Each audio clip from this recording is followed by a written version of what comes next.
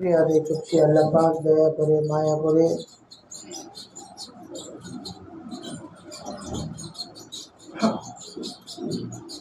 আল্লাহর হাবিবের নুরানি কদম রসুলায় মুর্শিদ বামুদ্দিন কাবলা কাবার নুরানি কদম রসুলায়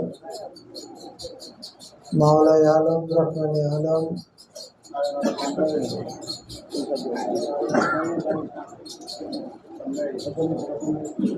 গোলাম রহমান বা ভান্ডারী কাবলা কাবার পবিত্র ফাতিহা শরীফের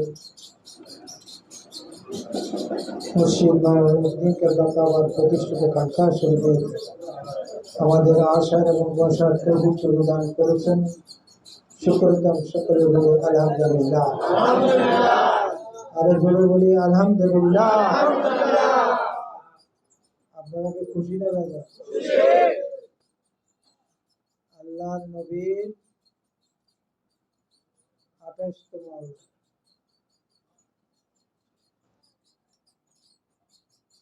যিনি 12 বছর অন্ধকার বনের মধ্যে রেয়াজত করেছেন, কোনো খাদেম ছিল না। তিনি যখন রেয়াজতে বসতেন, ওই বনের পশু পাখি, হিংস্র বাঘ সিংহ জন্তু জানোয়ার সকলেই বা ভান্ডারীর কাছে চলে এসত। বা ভান্ডারীর নূরের জ্যোতিতে ওই জায়গা আলোকিত হয়ে যেত। কি মোমবাতি দিয়ে আলোকিত হয়েছে? লাইট দিয়ে আলোকিত হয়েছে? মাওলায় আলম রহমানে আলম গোলাম রহমান বা ভান্ডারী কাবলা কাবার পবিত্র নুরানি জ্যোতি থেকে ওই জায়গা আলোকিত হয়েছে। বা ভান্ডারী যখন জিকির করতেন, এই জিকিরের সাথে সাথে সকল জীব জন্তু, হিংস্র জানোয়ার, বিষাক্ত সর্প সকলে ফেনা তুলে মাথা উঁচু করে বা ভান্ডারীর সাথে আল্লাহর জিকির করতেন। তিনি হলেন মাওলা ভান্ডারী গোলাম রহমান বাবা। আপনারা সকলেই জানেন, এই ভান্ডার দরবার প্রথম প্রতিষ্ঠিত করেছেন আহমদুল্লাহ কাবলা কাবা, ঠিক কিনা? তিনি প্রধান পূর্বপুরুষ বা ভান্ডারী ওনার বংশগত ভাতিজা, আপন ভাতিজা। তিনি যখন তশরিফ এনেছেন বা ভান্ডারীর কাছে, বা ভান্ডারীকে যখন হযরত শাহ কাবলা কাবার কাছে দেওয়া হলো, হযরত শাহ কাবলা কাবার বললেন তার জবান মুবারকে, इसको আজিজ করো, তাকে তাজিম করো, তাকে মহব্বত করো, তার দ্বারাতে এই দুনিয়া হেদায়েত হবে, মানুষ হেদায়েত হবে, সুন্নিয়তের পথে মানুষ এগিয়ে আসবে। সেই গোলাম রহমান বা ভান্ডারী কাবলা কাবার পবিত্র 22 চৈত্র উরুস শরীফ অনুষ্ঠিত হয়েছে। আমরা যে আজকে এই ফাতিহা শরীফ করছি, এই ফাতিহা শরীফ মাঝভান্ডার দরবার শরীফে সকল দরবারে সকল আওলাদে পাকদের দরবারে এই ফাতিহা শরীফ অনুষ্ঠিত হচ্ছে। আমাদের মইনিয়া দরবারেও বাবা সাইফুদ্দিন কাবলা কাবার নেতৃত্বে এই ফাতিহা শরীফ অনুষ্ঠিত হচ্ছে। আমরা আল্লাহর কাছে ফরিয়াদ করব, মাঝভান্ডার দরবার শরীফে যে ফাতিহা শরীফ অনুষ্ঠিত হচ্ছে, খাস করে মইনিয়া দরবারের সাথে আমাদের এই ফাতিহা শরীফ যেন আল্লাহ পাক এটার সাথে যেন একসাথে কবুল করেন। এটা অত্যন্ত মহত্ব একটা বরকতময় এই ফাতিহা শরীফ। এই ফাতিহা শরীফের যে তাবারুক হয়, যেটি হোক, খালেজভাবে কোনো আশিকান কোনো নিয়ত করে, খালেজভাবে নিয়ত করে যদি সেটা সেবন করে, কসম খোদার ওই তার নিয়তটা কবুল হয়ে যায়, তার রূপ আল্লাহ পাক এই তাবারুক থেকে তাকে মুক্তি দান করে। এটা এমন বরকতময় একটি ফাতিহা শরীফ এবং তাবারুক বিতরণ। বা ভান্ডারী কেবলা কাবা, হযরত শাহ কেবলা কাবা, তাদের মধ্যে রুহানি শক্তি ছিল। তাদের মধ্যে কি ছিল? হযরত শাহ কেবলা কাবা যেমন হাজী সাহেবের হজ হারিয়ে গেছেন, টিকিট পাসপোর্ট হারিয়ে গেছে, তাহাজ্জুদ পড়তে যখন হযরত শাহ কেবলা কাবাকে ধরলেন যে আমার তো সব কিছু হারিয়ে গেছে, আমি কিভাবে এখন দেশে ফিরব। হযরত শাহ কেবলা কাবা একটা মোমবাতি দিয়ে বলছেন, তুমি চক্ষু বন্ধ করো। বলে বন্ধ করলাম। বলে অনেক দূরে কি দেখছো? একটা মিট মিট করে আলো জ্বলছে। কি করছে? মিট মিট করে আলো জ্বলছে। তুমি এই মোমবাতিটা বন্ধ করবে না, আর ওই বাতিটার কাছে যাওয়ার আগ পর্যন্ত চক্ষু খুলবে না। তিনি চক্ষু বন্ধ করে ওই মোমবাতির কাছে যখন আসছেন, আলোর কাছে আসতে চোখে জুতি লাগে না? চোখে যখন জুতি লাগছে তখন চোখ বন্ধ করেই বলতেছেন, এ দোকানদার ভাই, আমার এই মোমবাতিটা জ্বালিয়ে দাও। খানে কাবাতে মদিনা ওয়ালাতে আহমদুল্লাহ হুজুর বসে আছেন, আমি এই মোমবাতিটা নিয়ে যেতে হবে। ওই দোকানদার মনে করছেন তো লোকটা মাথা খারাপ। তা তোমার মাথা ঠিক আছে নাকি? বলে কেন? তুমি তো মিয়া চট্টগ্রাম সদর ঘাটে হাজির হয়ে গেছো। এক মোমবাতির উসিলায় কি করেছেন? খানে কাবা থেকে চট্টগ্রাম বন্দরে পৌঁছে দিয়েছেন। আজিজুল হক শেরে বাংলার নাম শুনেছেন চট্টগ্রাম। অনেক বড় সুন্নি আলেম, অনেক বড় সুন্নি আলেম, কিন্তু মাইজ ভান্ডারকে বিশ্বাস করত না। মাইজ ভান্ডারকে বিশ্বাস করত না। একটা লাভ ছিল যে মাইজ ভান্ডারীরা কি করে? ঢোল বাজায়, গান গায়। এই জন্য তিনি, তার মধ্যে একটা লাভ ছিল। একদিন ওয়াহাবীপন্থীরা যারা আছেন তারা সুযোগ পেয়ে আজিজুল হক শেরে বাংলাকে এমন মারা মারলেন যেন মৃত্যু অবস্থায় তাকে কাটা বনের মধ্যে ফেলে দিয়েছেন, মনে করেছে যে তিনি মৃত্যুবরণ করেছেন। ইতিমধ্যেই সুন্নিরা সব শেরে বাংলাকে খুঁজতে খুঁজতে যখন আসতেছিলেন তখন তারা বেঁকে চলে গেছে। ওই সময় শেরে বাংলা আজিজুল হক তো বেহুশ হয়ে পড়ে আছেন রক্তাক্ত অবস্থায়। তিনি ঘুমের মধ্যে দেখতেছেন তিনজন সুপুরুষ তার শিয়রের মাঝে এসে দাঁড়িয়েছেন। যারা দাঁড়িয়েছেন তারাই পরিচয় দিচ্ছেন। মাঝখানে যিনি আছেন তিনি সকল তখন পরিচয় দিচ্ছেন, হে শেরে বাংলা আজিজুল হক, তুমি যার জন্য জেহাদ করছো, যে নবীর জন্য জেহাদ করছো, আমি সেই নবী কামলিওয়ালা আজকে তোমার শিয়রের মাঝে হাজির হয়েছি। আর আমার ডানে যিনি আছেন তিনি আমারই আওলাদ হযরত আহমদুল্লাহ হুজুর কেবলা কাবা। আর আমার বামে যিনি আছেন তিনি আমারই আওলাদ মাওলায়ে আলম রহমানে আলম গোলামে রহমান বা ভান্ডারী কেবলা কাবা।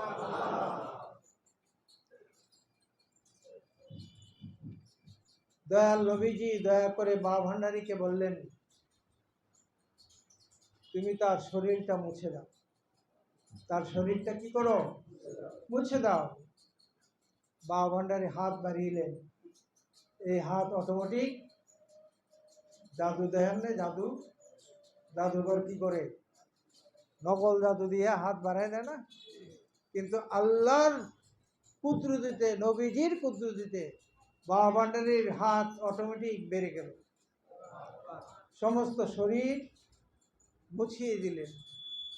এমনি সময় যখন ওই শেরে বাংলা আজিজুল হকের শুভাকাঙ্ক্ষীরা যখন চলে আসছেন তখন তারা সেখান থেকে গায়েব হয়ে গেল। তো তিনি তাকে শুশ্রূষা করলেন। তিনি যখন সুস্থ হলেন বলেন, হুজুর আপনাকে নিয়ে বাড়িতে যাব না হসপিটালে যাব? কয়েন আমি বাড়িতেও যাব না, হসপিটালও যাব। বলে কোথায় যাবে? আমি মাইজ ভান্ডার শরীফে। বলে আপনি তো মাইজ ভান্ডার শরীফে একতলাফ ছিলেন। তো আমি ভুল করেছি, আমি চিনতে পারি নাই। খুব দয়াল নবী আমাকে চিনিয়েছেন মাইজ ভান্ডার। তিনি সেখান থেকে মাইজ ভান্ডার শরীফ দিয়েছেন। মারহাবা ইয়া মারহাবা, সদ মারহাবা, সদ মারহাবা, গৌসুল আজম জারি। এই গজল গেতে গেতে তার অনুসারীদেরকে নিয়ে সেই মাইজ ভান্ডার দিয়েছেন। এই প্রথম তার মাইজ ভান্ডার শরীফ যাওয়া, এবং সেখান থেকে এসেই তিনি সেজদা শরীফটা লেখেন। মাইজ ভান্ডার শরীফের সেজদা শরীফের কিতাবটা তিনি লেখেন। তো সেই কিতাবের মধ্যে একটা অংশ আছে যে মাইজ ভান্ডার দরবার শরীফে 100 বছর ধরে আওলাদে পাক বের হয়। 100 বছর ধরে আওলাদ রসুল, আওলাদে পাক এখান থেকে তৈরি হবে। আর এখানে যারাই আসবেন খালেজ পাবে আওলাদ রসুলের কদমের উসিলায়, তারা এখান থেকে জিন্দা ওলি হয়ে বাড়িতে ফিরবে। ঠিক কিনা? আর কুমিল্লায় কজন আছে কন্যা? রাজাপুরী, সাকরাপুরী, কৃষ্ণাপুরী, গিলাতলা, ডোগাইসানপুরী আছে কিনা? হ্যাঁ, তো তাদের উসিলায় এই বাগানগুলি তৈরি হয়েছে। এই কালাম তো সত্য, কালাম কি সত্য না? আওলাদ রসুলের কদমে রেয়াজত করলে একজন নাখান্দা মানুষ কি হয়ে যায়? আল্লাহর ওলি। আমার মতো গুণাগার মানুষ, আমার কোনো বিদ্যা কালাম কিছু নেই, আমি কোনো মাদ্রাসায় পড়ি নাই, আমি কোনো আলেম নই, আমার গোলামি কোথায়? আমার গোলামি বামের দিনের কদমে।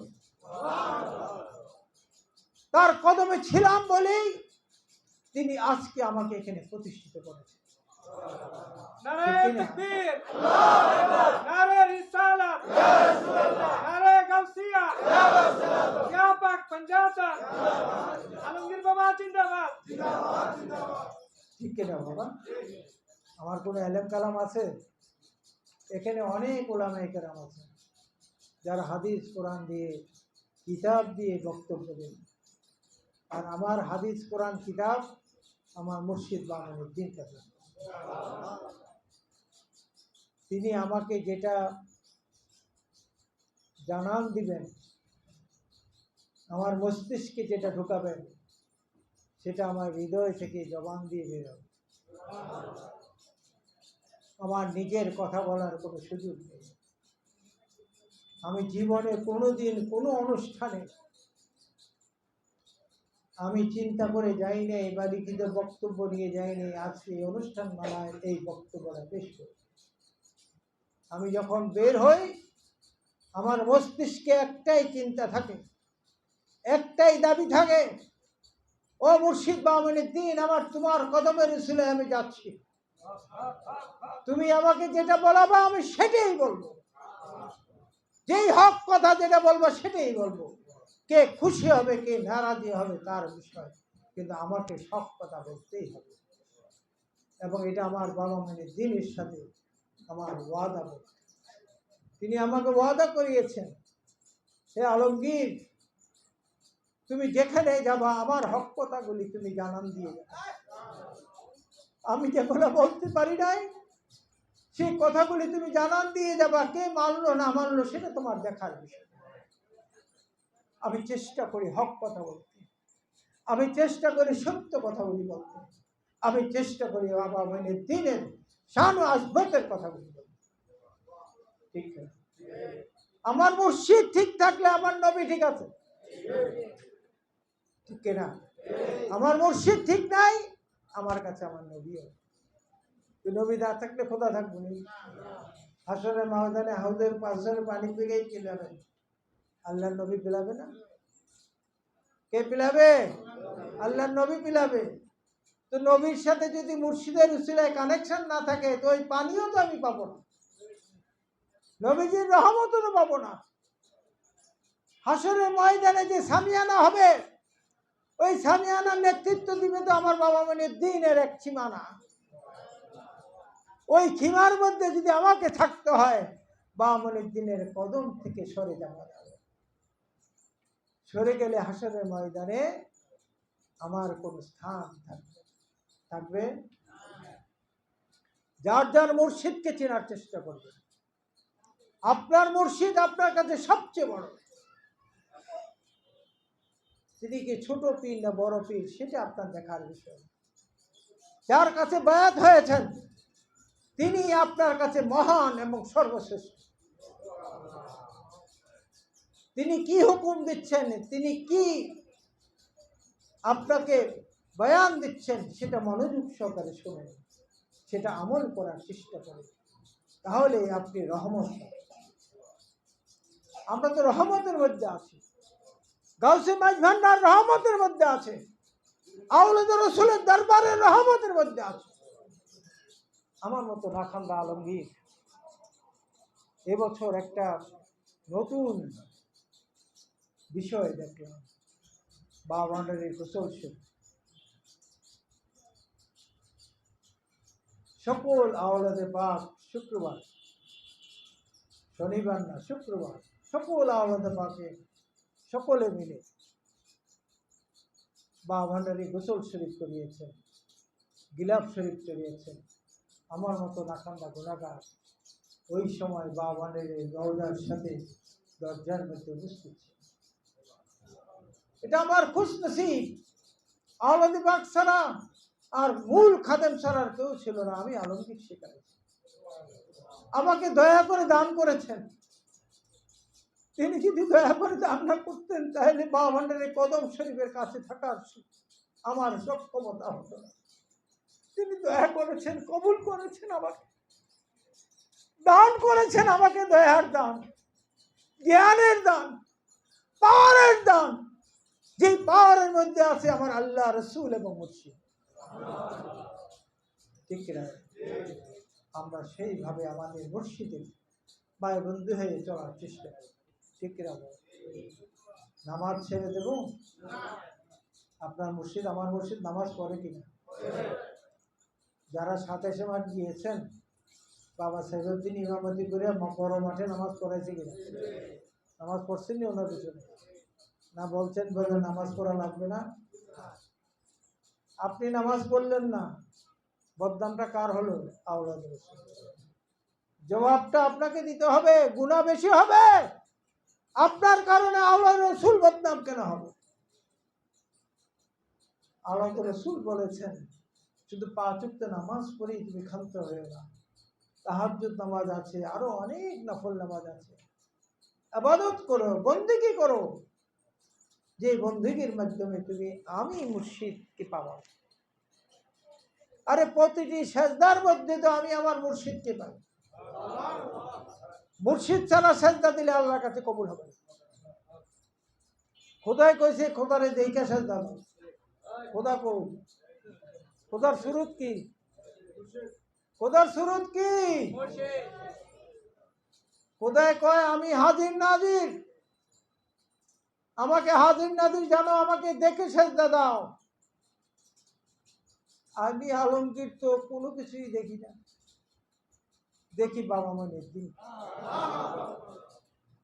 আরে বাবা মঈনুদ্দিনের কদমে সেজদা দিলেই তো আল্লাহর নবী পেয়ে যায়, আমার রাসূল পেয়ে যায়, আল্লাহ পেয়ে যায়। ঠিক না? তাহলে তো দুরূদ থাকতো না, দুরূদে ইব্রাহিম থাকতো না নামাজের মধ্যে। আল্লাহ ইচ্ছা করেই তো তার বন্ধুদেরকে নামাজের মধ্যে রেখেছেন, যে শুধু সেজদা আমাকে দিলেই হবে না, এই সেজদার মধ্যে আমার রাসূলের দুরূদ শরীফ পড়ো, এই সেজদার মধ্যে আমার আহলে বাইতকে দুরূদ ইব্রাহিমের মাধ্যমে স্মরণ করো। এই দুইটা না পড়লে নামাজ হবে? আর এই দুইটা পড়লে সেজদা দেওয়াই তো আমার মুর্শিদকে সেজদা দেওয়া। ঠিক কিনা? আমরা সেইভাবে যদি নামাজ পড়তে পারি, সেইভাবে যদি সেজদাগুলি দিতে পারি, একটা সেজদা যদি আল্লাহর দরবারে কবুল হয়, হাসরের ময়দানে চিৎকার করে বলতে পারবো, ও রব্বুল আলামিন, আমার আমলের ত্রুটি আছে, কিন্তু তোমার নবীকে স্মরণ ছাড়া, তোমার নবীর আওয়াজের স্মরণ ছাড়া আমি কোনো সেজদা দিই না। বলতে পারবো না? এটা আমাদের ক্ষমতা আছে না? ইনশাআল্লাহ থাকার চেষ্টা করবে, কোনো অভাবে অসৎ পথে যাবে না, হালাল ইনকাম করবে। হারাম খেলে এই ইবাদতের বন্দেগী কোনো দাম নেই। দুর্নীতি করে ইনকাম বেশি করলেন, টাকা জমবে ভালো, নামাজও ছাড়লেন না, পরের টাকাও খাইলেন, ঘুষও খাইলেন, এই নামাজের কোনো দাম বৃথা। এগুলা থেকে সব থেকে বেঁচে থেকে ঈমান নিয়ে, ঈমানের আমল নিয়ে, তরিকতের সবক নিয়ে, যার যার পীর ও মুর্শিদের আদর্শ নিয়ে, যার যার পীর ও মুর্শিদের কদমে থেকে মুখ গুনাহ মুক্ত রেখে ঈমানদার হয়ে যেন কবরে যেতে পারে। ঠিক কিনা? হ্যাঁ, কবরে আমাদের সাথে কে যাবে? কে যাবে? এখনই নিয়ত করেন, ও মুর্শিদ